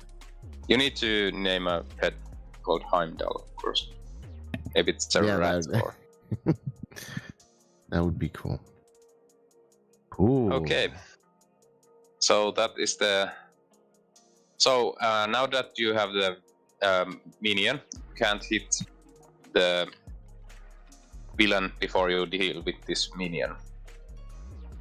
Because it has guard. Okay. And because this is the first moment we have a minion in play, these minions will activate the same right after the villain activates against you. So when next time Rhino attacks you, after that attack, the minions that are engaged with you also attack you. That won't happen. And and same thing if they would be thwarting, they would thwart right after the villain thwarts against you. So just keep that in mind, because this came in play when we revealed the encounter cards. It won't activate this turn because the window for activation already passed. Okay, and the first player marker moves back to Black Widow, so we completed a full round. So we all were first player, and now I'm first player, so I will go first, and I will play Nick Fury. So Nick Fury is an ally. So basically, Nick Fury is the Red Cloaked Man of Arkham, or Gandalf of Lord of the Rings. So when he enters play, I get a powerful effect. I draw 3 cards. Then at the end of the round, Fury goes away. So I will also heal while I'm down here. So I'll go back up to 6. I'll play a surveillance team. Counters on it. I'll play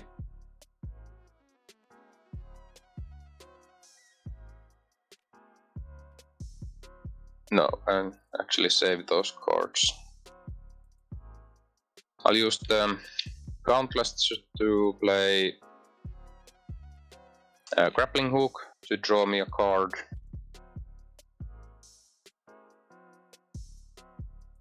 And I'll flip to Hero Mode. And I'll play these 2 cards and Helicarrier to play the Dance of Death. So, important thing to notice, if this card would read that this is an attack, I would play it. It would fizzle because I have stunned, but because it's not an attack, I deal 1 damage to something. I'll deal 1 damage to here, because I'm confident that Thor can manage with the Hydra mercenary, so I don't kill it off. Then I'll deal 2 damage to here, and then I'll deal 3 damage to here.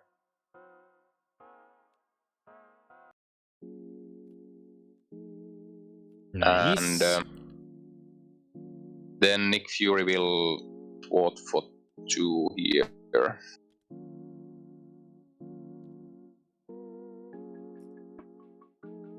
And that is all I can do. Oh yeah, Agent Coulson will thwart for 2 here. So we're down to 1 threat on this side scheme. So maybe one of you guys can get rid of that. I can pretty I'll easily leave it get to rid Rogers. of Yeah, so that is me done, so now it's up to Thor. Did you say lightning are the Energy. the neutral, or they are energy? Oh, okay. Okay. Green one though is the wild, so Oh, okay. I see. So if I pay for lightning strike with invulnerability, then I can still get 3 with make X 3, right? If I use power of aggression and Mjolnir. the power of aggression and Mjolnir will count for 2, because the lightning strike, you can't use this card for double because you're not playing for an aggression card. Oh, I see. Oh, okay, that's right. Yep. Okay. Darn. So that's not gonna work. Actually, 2 damage. Because then that won't carry over.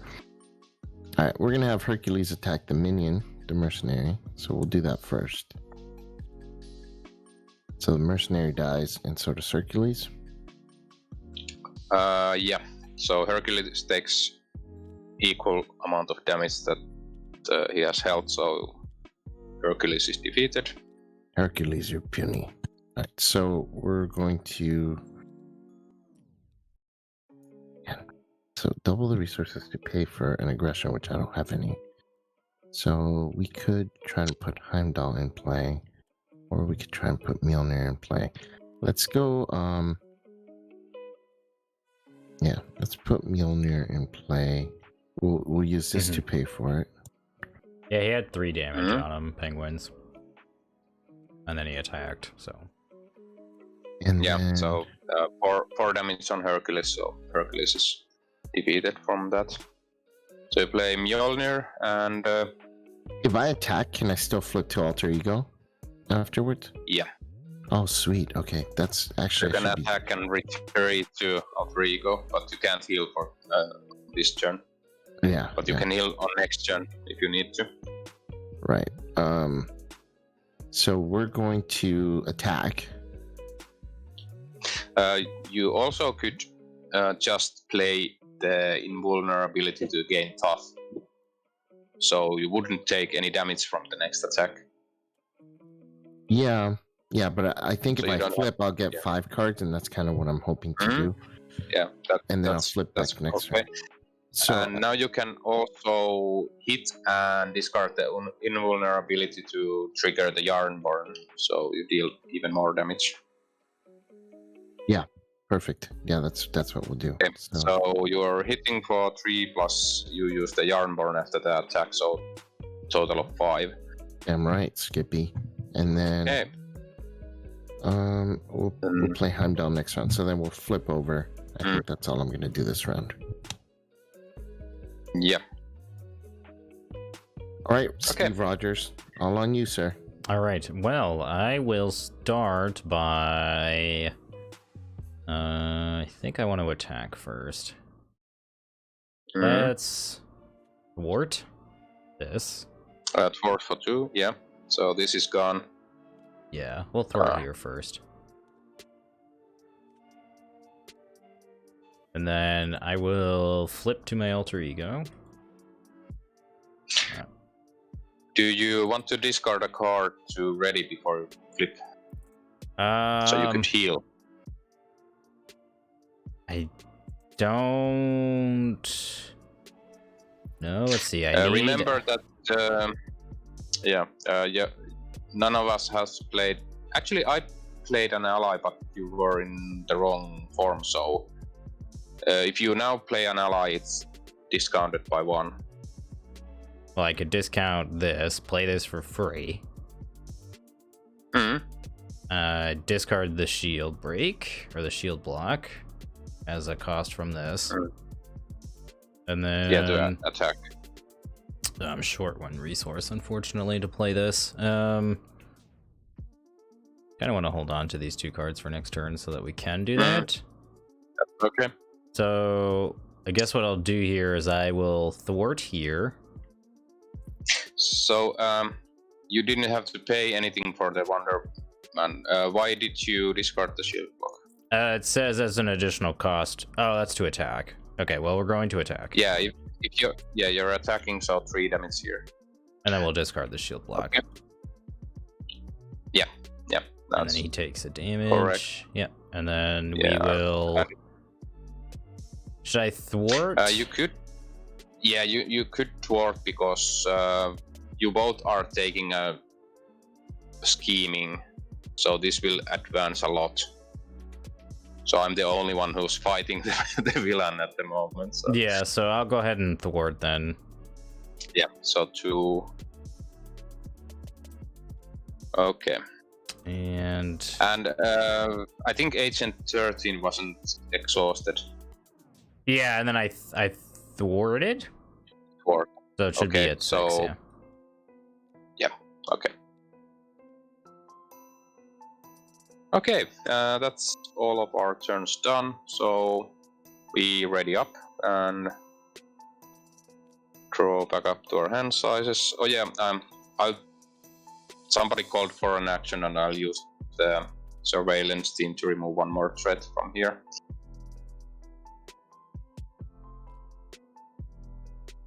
And I'll draw back up to 5.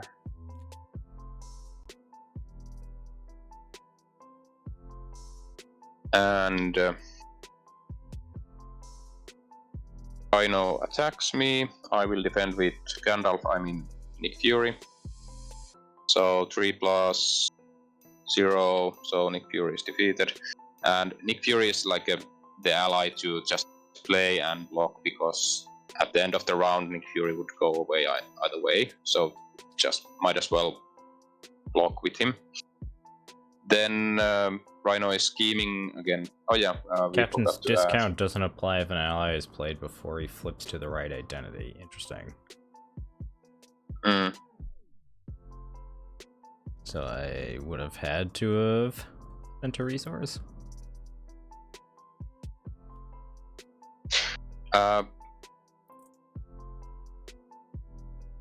Oh no, I would have had this to spend a resource. Yeah, because you flipped and used their discount yourself, so I couldn't have used it when I played the. No, I think what Penguins Fury. is saying though is that because you played an ally and I hadn't been Steve Rogers. Oh yeah. It doesn't apply, so. Oh yeah. But it doesn't really matter because I had the. Yeah, you had the resource, but this shows how much I played through solo, because I never have to think about multiplayer when I'm playing. so that is an understandable misplay from me. Just don't let it happen again. Yeah. I need more beer. Okay. So Rhino is attacking me. I defended. Then Nick Fury got defeated, and against Thor, 1 plus 1, so 2 threat, and against Captain or Steve Rogers, 1 plus 0, so we're at 11 of 21. Then we get encounter cards. So we're nearly through the encounter deck, so getting an acceleration down token. in a round or two. Yeah, we're pretty close to the end already. So I get a Hydro Mercenary, and it engages me. That's all it does. Just checking. Oh no! My obligation. Yeah.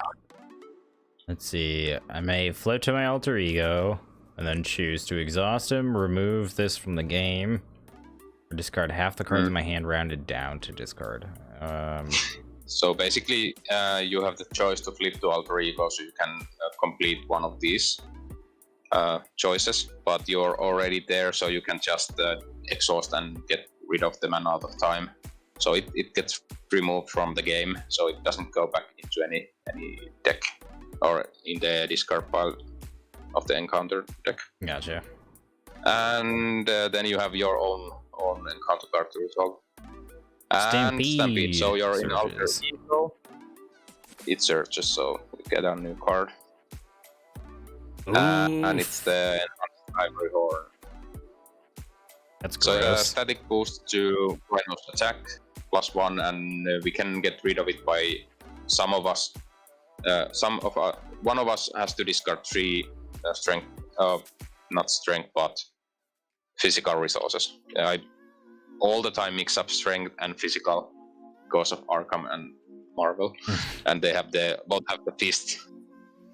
Oh yeah. All right. Well, I think I can deal a decent amount of damage this turn. I don't know about you, Thor, but. I'm gonna bring the pain. We'll start with Thor. So let's see if Thor can finish off. I don't know if I can Rhino finish him off. But... I can deal a decent amount of damage if you can't kill him. I think we can kill him this turn. Okay, then we shall. I'm going to exhaust Mjolnir and do my. Flip to Thor. How about thee? And I will do my hero attack. So I'm going to spend 3. 1. Pato. Do you want to hit first? So you flip, hit for 3 damage. 3 damage. Yep. and then you're doing the throw. I'm throwing Mjolnir, so paying 3. Throwing Mjolnir. Comes back to my hand. Take 8 damage. Bastard. Kerplow. Okay. So 14 left. I don't have any You fist can resources. still, you could have used this as Oh, I can't. you save this I could have and used use this to pay, use this. and then you have a wild resource to use the so that is There you 2 go. more damage. Okay, Right. Beam getting there. This doesn't exhaust, so can how many times can I use this in one round? Bjorn. You can after your hero attack an enemy spend a resource. You can use it. As long when as I have you resources, attack, I can so use it. Yeah, if you would be able to ready an attack again, then you could use it again. Oh, I see. I But- gotcha. At least that's how I'm reading the card.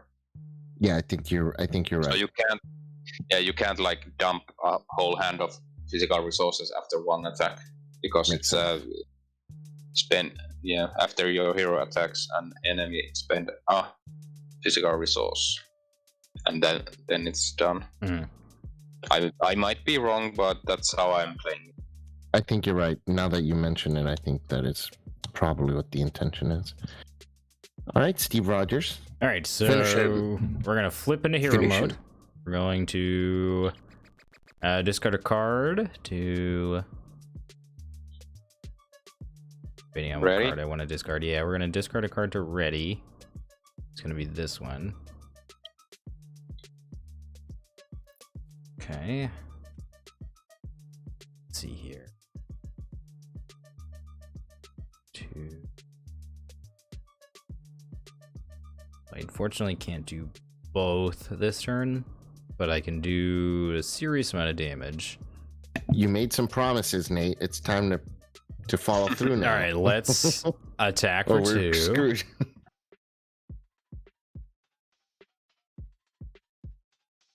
We'll attack for 2 again. 2. E4. I will pitch a card to attack with Wonder Man.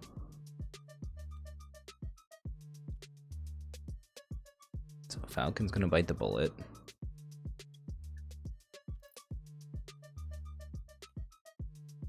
He'll take 3.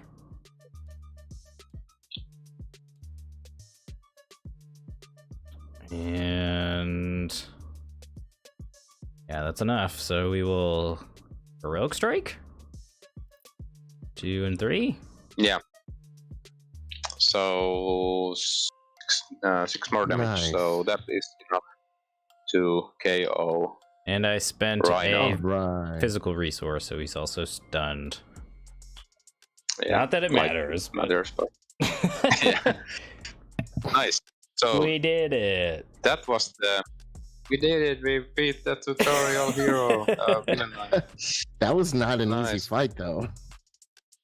Yeah, it's interesting that Rhino is quite swingy villain. So sometimes it feels like Rhino is doing anything, but as you could see that I was down to 3 and Nate was down to 4 at one point because Rhino just decided to charge and stampede and hit for double Mhm. times for that turn. So it can be really swingy, and especially on expert or heroic, Rhino is no joke.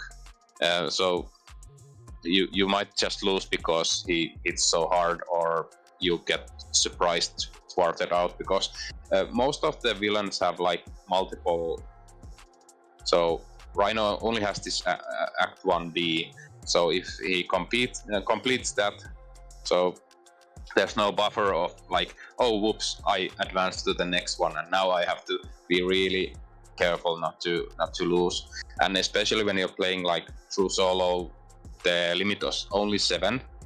So for example, I could be in alter ego like with 0 threat, then Rhino schemes for 1+3, and then there's 4 threat on the main scheme. 5 because you add 1, and then you pull an advance, and Rhino schemes for 2, and you lose. So that's completely possible, and you can't do anything unless you're playing like Justice and have like I have this one preparation that if I had like counter Does it start with an H? intelligence in play. No. Okay. Just making sure. So counter intelligence. So if I had this in play, I could just say, okay, ignore 3 of that threat, add it. So might save me. Yeah. Shall we move to thoughts about the game? Yeah. Did you like it? I liked it. I like the pacing of it for sure. I feel like it's much more. The game seems to move quicker than Arkham does. Yeah, it depends on the scenario. Like Rhino is really straightforward and simple, and there's not that much you need to build. You can just start swinging and go heal and come back and keep on swinging. But some other villains might have like really, really tough encounter decks that really slows the heroes down and cause you to jump out and in from alter ego much more, which slows down the progress. And of course, Rhino has quite a low of health compared to, for example, the next one that is Claw. Claw immediately has like 3 more health per stage. So for 3 player, you're looking at like 60 health or something like that. Yeah. So it takes a longer time to beat down the villain. It's cool though. I like the difference in the way the game works. Like Arkham is very much a race against time. Like you're actively trying to race against the board, but in this game is like as long as you can manage the threat level, it seems like you could play for as long as you could live, essentially. Yeah. I could see it getting out of control if you're not careful, but I could also there are side schemes that add these acceleration tokens, and of course we were 3 cards away from adding an acceleration token. So instead of adding 3 per turn, if we had like 2 acceleration tokens, we were adding 5 per turn, and then we might have like a situation where at 11 and adding 5, and we get a crisis symbol, so we can't remove this threat, and we have to remove the threat. So it might a situation might arrive that we are losing in 2 turns because we can't get enough threat removed.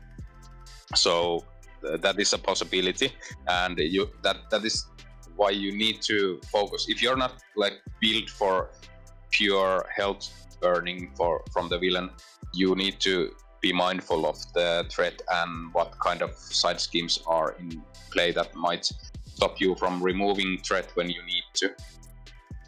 I like the concept of threat over Doom personally, because I feel Doom in Arkham is very static, you know, like it's the clock essentially, and in this game you're much more involved with how it develops over the course of the game, which I really like.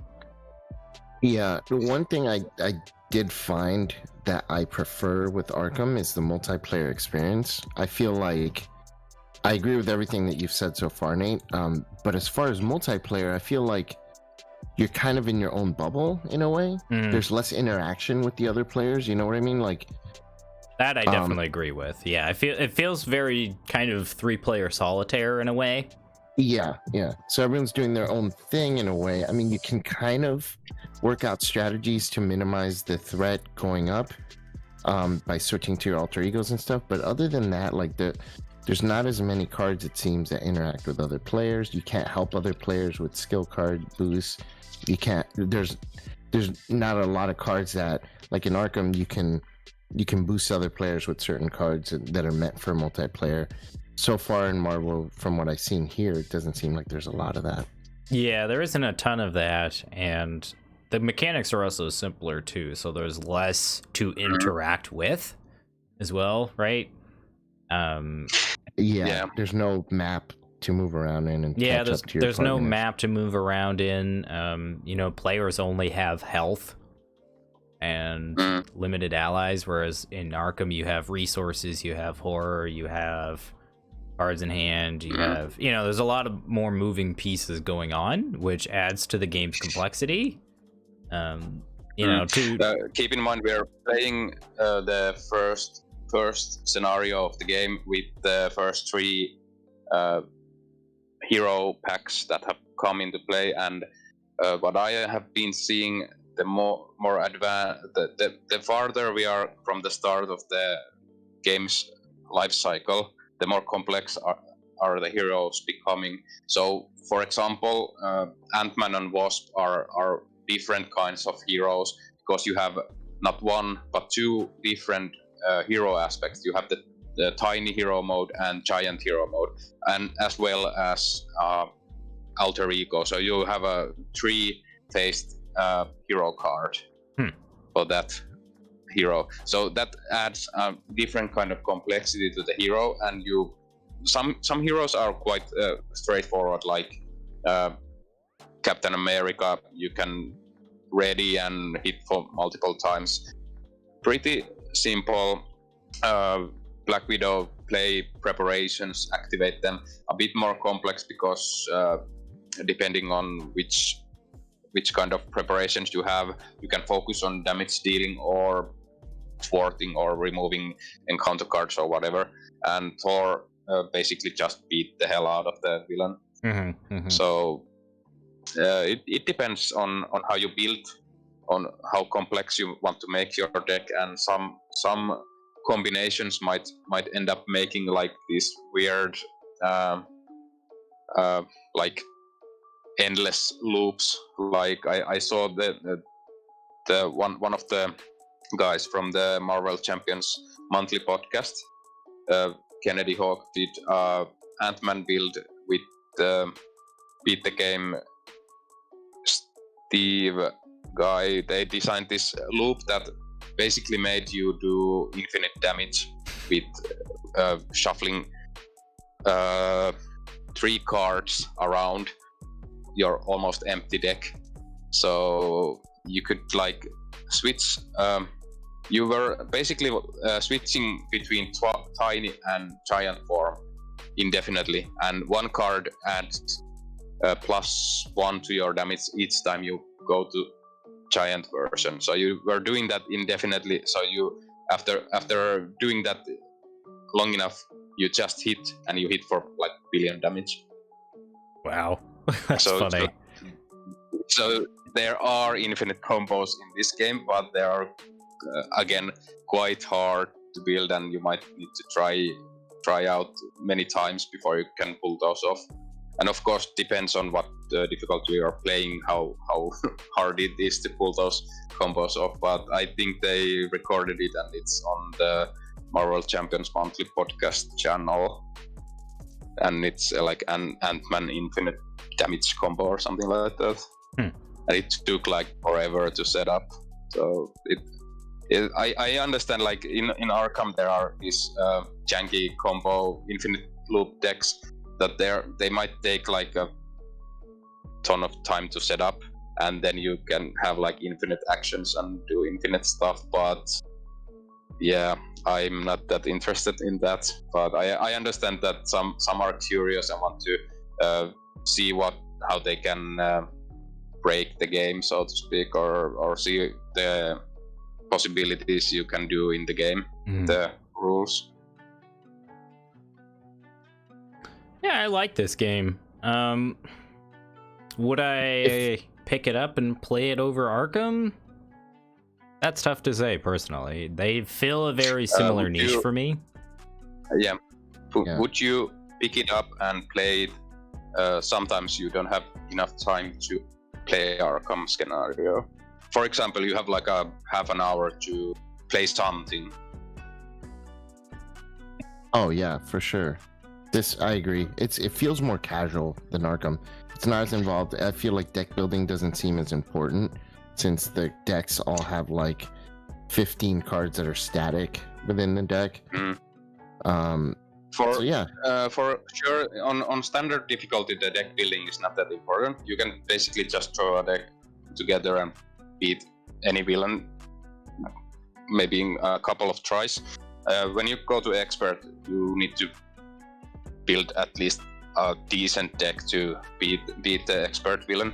Because on expert, you're not just adding stats to the villain, you're also adding an expert set to the encounter deck, and those cards might be brutal. You might like pull a card that searches for side scheme, and if you have a side scheme in play, it might add like 4 threat to each side scheme in play, and then it gets really tough to remove that, or something like. And I think those expert cards all have surge, so you get a bad effect and also a new encounter card. So it gets pretty brutal pretty fast when you start playing on expert. And I mainly play on expert after I start deck building, and when I'm trying out new heroes on the pre-builds, I usually tend to play on standard difficulty. Yeah, that makes sense. Another thing that I like about this game too is its modularity. I like that you can really customize the scenarios. It's really cool that you can like add particular encounter sets, and that you can really change it not only in base of difficulty, but like create a story with your own heroes. That's cool. that's really cool. I really like that about it too. That was surprisingly interesting. Like, I didn't expect this game to have that kind of modularity with the scenarios. And yeah, like, if I had half an hour and I owned this game, I would definitely play it. Admittedly, I'm not a huge comic book person, so the theme it doesn't like do it for me really, but I like the game and I like the mechanics. I am a big fan of games that use cards as resources from your hand to play other cards. Yeah, I think that's a really good mechanic in this game, because no card is useless unless you pull a full resource hand and you don't have anything to play with those cards. That is a problem sometimes when playing Hulk, because Hulk's signature cards have resource cards in them, and you might, because you're pulling so few cards with Hulk, you might end up like pulling no events or upgrades or anything. You have like 4 resources in hand and nothing to play with them. So there's that. But usually you have cards to use for something at least. Yeah, I think for me, I would definitely buy this and I would play it. I don't know if I would keep up with it as much as I would like Arkham. Yeah, it's more casual, like pull out in a party and play with a few people. That's what it feels like to me. It's quite simple to teach. It's really easy to teach for novice players who don't play that much. I actually took when the game was brand new and no hero packs were yet released, I took it to my local shop and like for a board game night, and was like, who wants to try it out? And I got like 3 players immediately, and was like, okay, here, which hero do you want to play? I had like pre-built heroes, and then just, okay, you want to be Iron Man, well, you're Spider-Man, and okay, your role is this, your role is that, and let's start playing. And it was like 30 minutes of basic explaining the rules and then playing, and of course explaining when somebody drew a card they didn't understand how it functions, so I just tell that how to play it and that.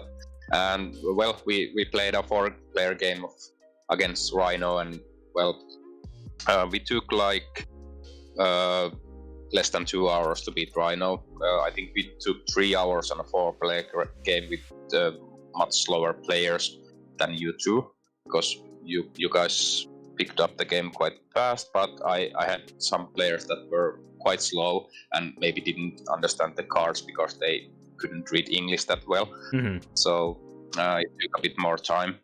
Which is fair, totally. Yeah, I think this is also a great gateway game.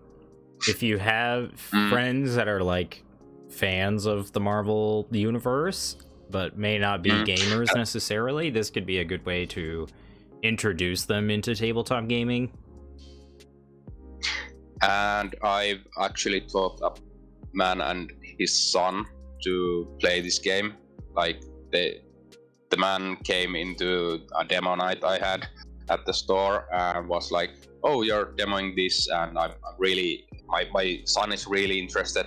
He's only 5, so he doesn't understand the cards, but I would really want to learn this game to see if we could play this together as father and son, because I'm a huge Netrunner player, but that game is too complex for me to teach my son, and because it's an versus game, I can't be like helping my son play that. So this would be interesting, and he really likes Spider-Man and wants to play with Spider-Man. So of course I gave the small boy the Spider-Man deck and the father the some other deck, I can't remember what, but they learned the game. We beat Rhino and they walked out with the base set happy.